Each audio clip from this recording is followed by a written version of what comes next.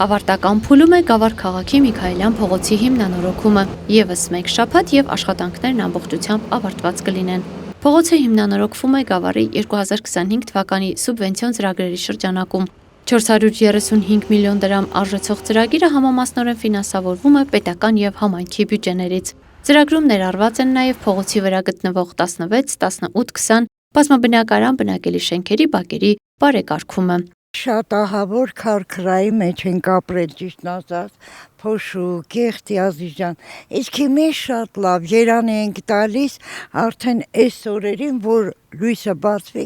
դուրս գան քայլելու,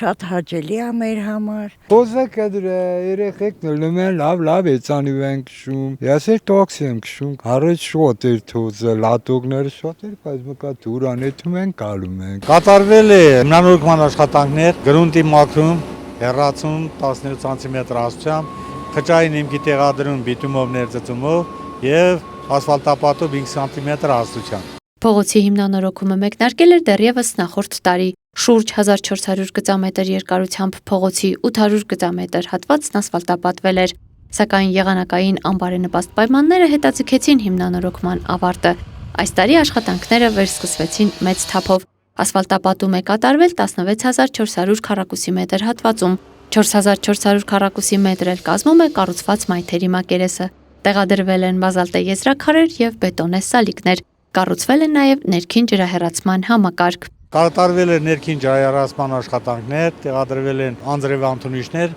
եւ պոլիէթիլենային խողովակներ, որի միջոցով կատարվում է ամբողջ ճանապարհի ջրահեռացումը։ Կառուցվել է նաև ճանապարհի վրա գտնվող հեղեղատարի կամուրջը, ամրացվել են հենարանները, փոխվել են ծածկի սալիկները։ Փողոցում ապրողները եւ ընդհանրապես այս փողոցով երթևեկողները նախկին վիճակի մասին հիշել չեն էլ ուզում։ Հիմնանորոգումից նրանք ուրախ են եւ ոգևորված։ Առաջ կոշիկներից